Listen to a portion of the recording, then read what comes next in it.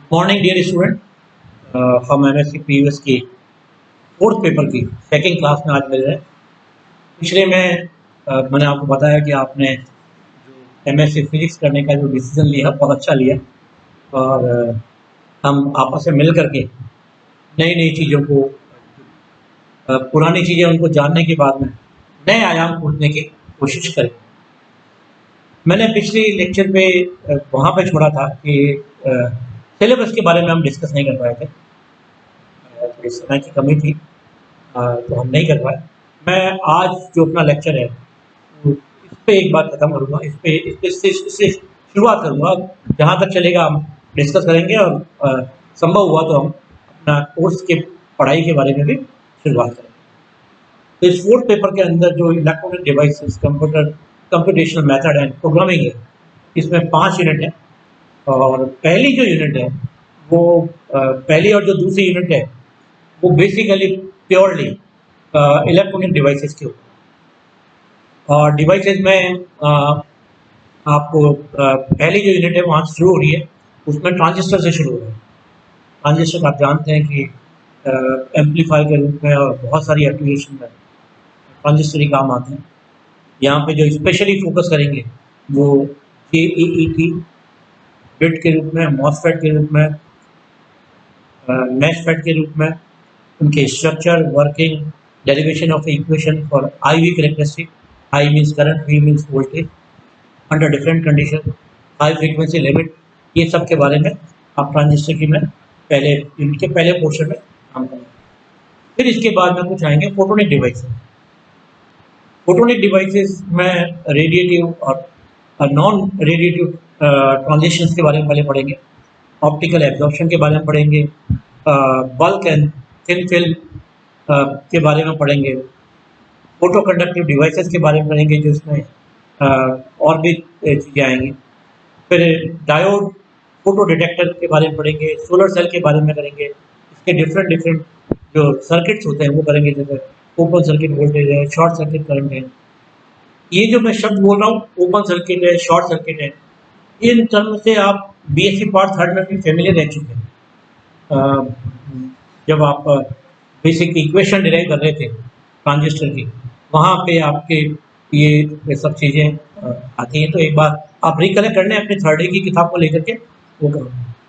इसमें LED है, light emitting diode है, इनकी हाई फ्रीक्वेंसी लिमिट है, effect of surface and indirect recombination current है, और ऑपरेशन ऑफ LED के बारे में यहाँ पे काम करेंगे। तो ये सारा का सारा पहली यूनिट के बारे में। तो पहली यूनिट में ट्रांजिस्टर और फोटोनिक डिवाइसेस ये ज़्यादातर काम। सेकेंड यूनिट है उसमें मेमोरी डिवाइसेस से शुरू होगा और मेमोरी डिवाइसेस के बाद में कुछ और जो इलेक्ट्रॉनिक इंपॉर्टेंट डिवाइसेस होंगे उनके बारे में अपन काम करेंगे। जल्दी से रिकलेक्ट कर देता हूँ क्या क्या नाम है memory devices. Static and dynamic random access memories है, SRAM, फिर DRAM, CMOS, NMOS, non volatile NMOS है, magnetic, optical and ferroelectric memories है, चार्ज कपल डिवाइसेस है।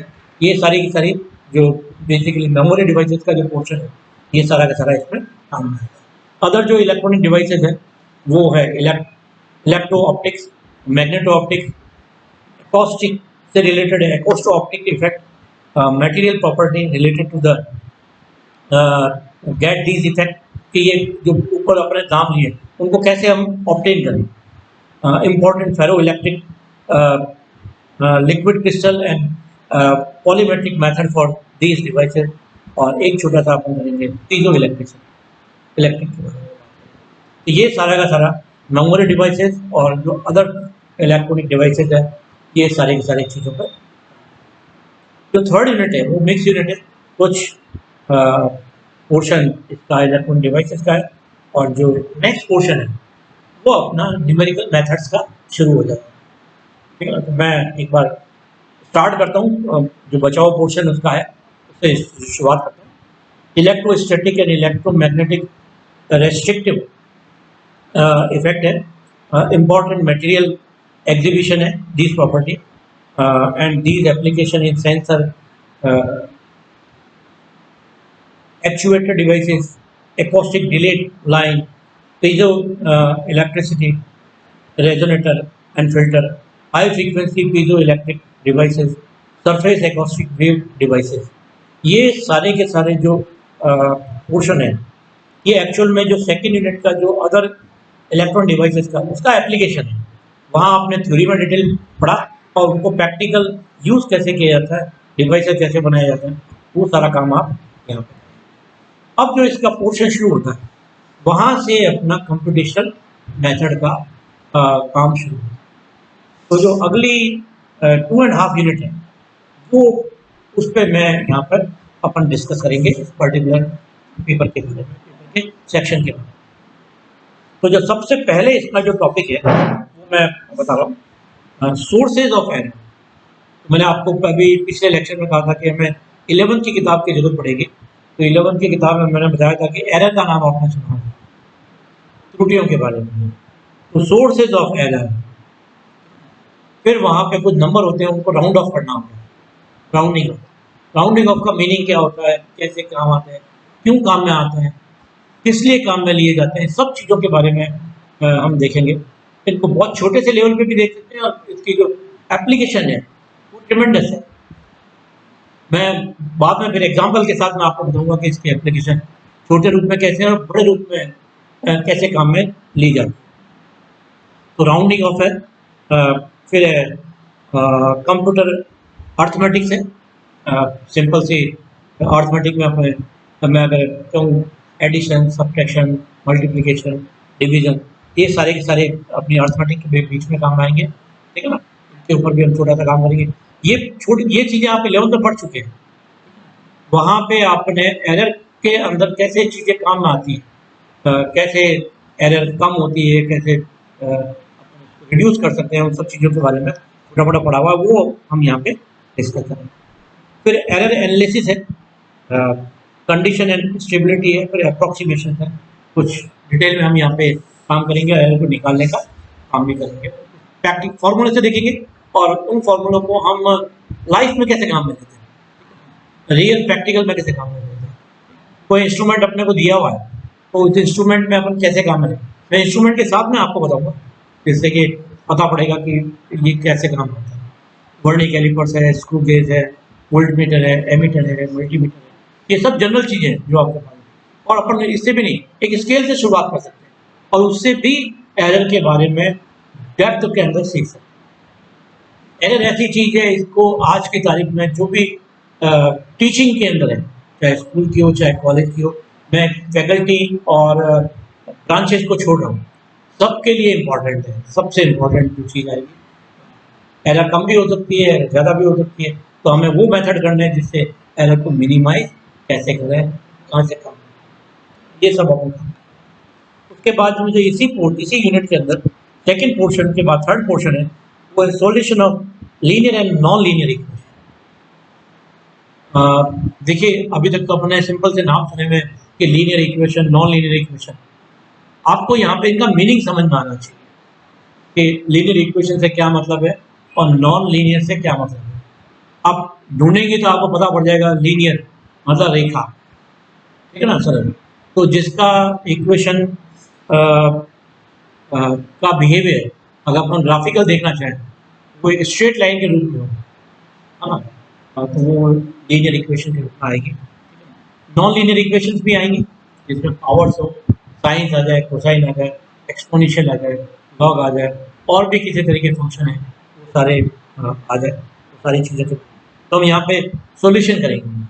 सॉल्यूशन करने का एम क्या है वो अपन ध्यान देंगे, और जो यहाँ पे सॉल्यूशन निकालेंगे हम कुछ अपने मेथड से निकालेंगे, जो यहाँ पे मैथमेटिशियन और फिजिसिस्ट ने डेवलप करे हैं।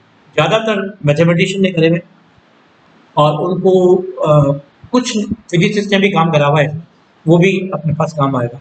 पर मैं यहाँ पर एक छोटा सा बात कर दूँगा, फिजिक्स और मैथमेटिक्स को मैंने पिछले लेक्चर में भी कहा कि कभी भी अपन सेपरेट नहीं करेंगे, दोनों साथ साथ हैं, एक दूसरे के पूरक है, कम्प्लीमेंट्री। एक के बिना दूसरे का काम नहीं चलेगा। और स्पेशली मैं कहूँ कि फिजिक्स का तो मैथमेटिक्स के बिना काम नहीं चलेगा, ये मैं एम्फेसाइज करता हूँ, इसको एक्सेप्ट करता हूँ, ठीक है। डायरेक्ट इसके जो मेथड्स हैं, जो सॉल्यूशन ऑफ लीनियर इक्वेशन के, उसमें एक तो डायरेक्ट मेथड आएगा, ठीक है। इटरेटिव मेथड है, एक बाइसेक्शन मेथड है, न्यूटन मेथड है और मॉडिफाइड न्यूटन मेथड है। ये सारे के सारे जो स्पेशली 5 मेथड है उनके ऊपर डिटेल में करेंगे। ये बेसिक फंडामेंटल मेथड्स हैं और ये केवल सॉल्यूशन के लिए नहीं, सारी प्रोग्रामिंग का बेस यहीं से निकले। जो कंप्यूटर प्रोग्राम करते हैं, कोई सॉल्यूशन करते हैं, उनमें बेस के अंदर यही इक्वेशंस होती हैं, इन्हीं के जो मेथड डेवलप कर रहे हैं वही होते हैं। ये आप यहाँ देखिएगा तो आपको पता पड़ेगा कि जो ये सब्जेक्ट दिखने में आपने मैथमेटिक्स से शुरुआत करी है, ठीक है ना, मैं मैथमेटिक्स से शुरुआत नहीं करूँगा, इसको 11 से शुरुआत करूँगा, वो इतना आगे तक जा।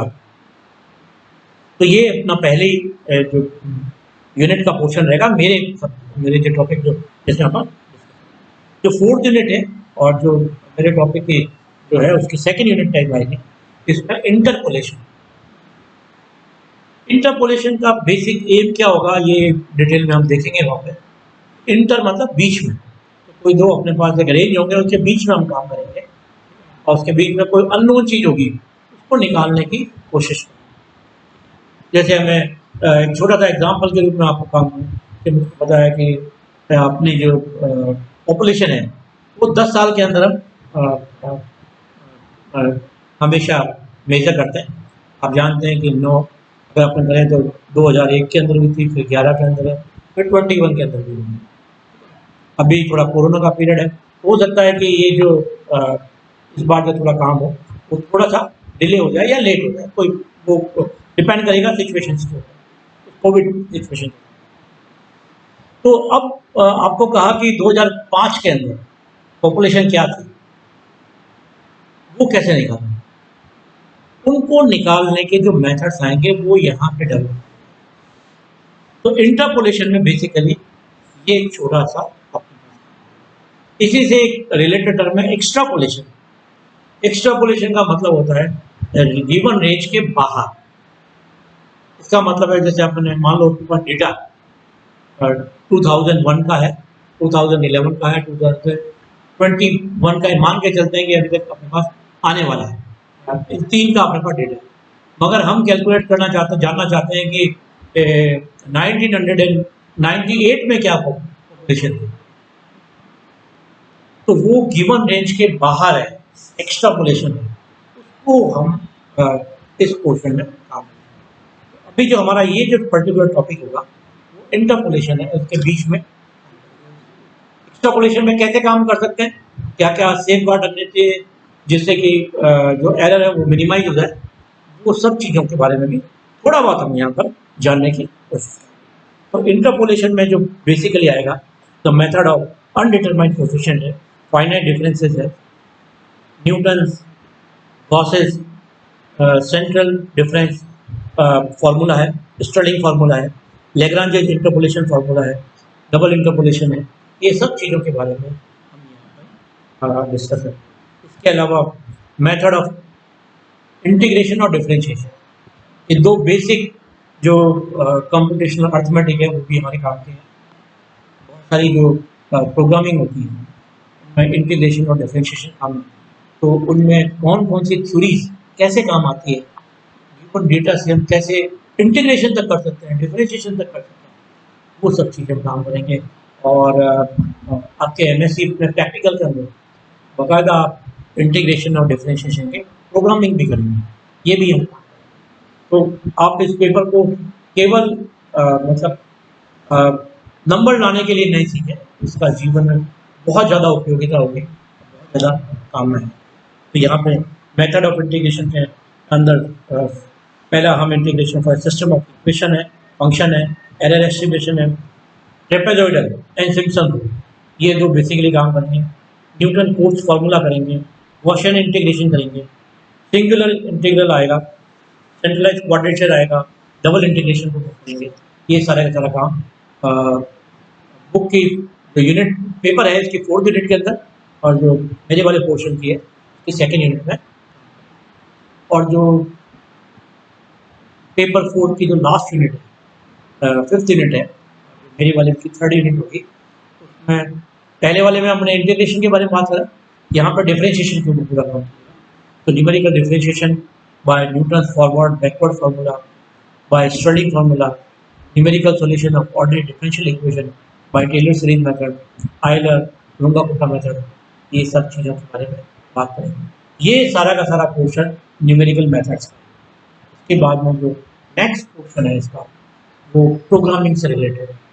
तो आपको पता पड़ेगा कि प्रोग्रामिंग कैसे करते हैं। मैं एक बार जस्ट रिकलेक्ट करता हूँ कि सिलेबस क्या है।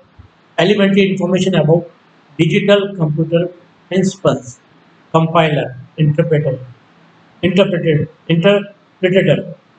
ऑपरेटिंग सिस्टम, और फिर प्रोग्रामिंग अपनी शुरू हो जाएगी। प्रोग्रामिंग चाहे जिसमें दो में कर सकते हैं। पहले बेसिक प्रोग्रामिंग होती थी, उसके बाद में फोर्ट्रान डेवलप हुई, और आज जो पॉपुलर है वो है सी और सी के हायर वर्जन में। हम यहाँ पे बेसिक फंडामेंटल सीखने के लिए बैठे हुए हैं, तो हम बेसिक से थोड़ा आगे चल के फोर्ट्रान के ऊपर आए। फोर्ट्रान मतलब फॉर्मूला ट्रांसलेशन। फोर्ट्रान 77 मतलब ये 1977 में इसकी डिस्कवरी हुई थी, ये लैंग्वेज बनी थी, तो इसको फोर्ट्रान 77 के नाम से फेमस है। इसको हम यहाँ पे कुछ प्रोग्रामिंग करेंगे, इसके अलावा सी पे भी कुछ करने करेंगे। तो यहाँ पे हमने दोनों में रखा है, कोई भी प्रोग्राम हो तो फोर्ट्रान 77 में बना सकते हो, सी पे भी, तो ऑब्लिक है, तो कोई भी दोनों में से एक का आप कंसेप्ट को डेवलप करेंगे। तो प्रोग्रामिंग में अपने पास फ्लो चार्ट है, इंटीजर है, फ्लोटिंग पॉइंट है, अर्थमेटिक है, एक्सप्रेशन है, बिल्ट इन फंक्शन है, executable and non executable statement assignment है, control and input and output elementary subroutines है एंड फंक्शंस है, ऑपरेशन विद फाइल्स है, और थोड़ा सा मैटलैब के बारे में थोड़ा सा इंटरेस्ट है। यहाँ पे आपको इन सब के ऊपर प्रोग्रामिंग भी करनी पड़ेगी और सारी चीज़ें के बारे में। तो ये एक ब्रीफ जो सिलेबस है उसका ब्रीफ आउटपुट है। छोटा सा मैं आपको बता सकता हूँ कि ये जो पेज है मैंने इसका प्रिंट आउट लेके आया हूँ, क्योंकि यूनिवर्सिटी से अभी जो प्रिंट होकर के इस साल की कॉपी नहीं आई है। ये रफली मतलब ये कहते हैं कि टेंटेटिव सिलेबस है। इसकी 3 यूनिट 4 यूनिट इसमें है, और जो 5 यूनिट है वो ये है अपने पास। अब जो अपना पेपर है, इसकी जो बुक्स है उसके बारे में डिस्कस करते हुए हम नेक्स्ट लेक्चर में हमारे कोर्स के बारे में पढ़ना शुरू करें। Thank you.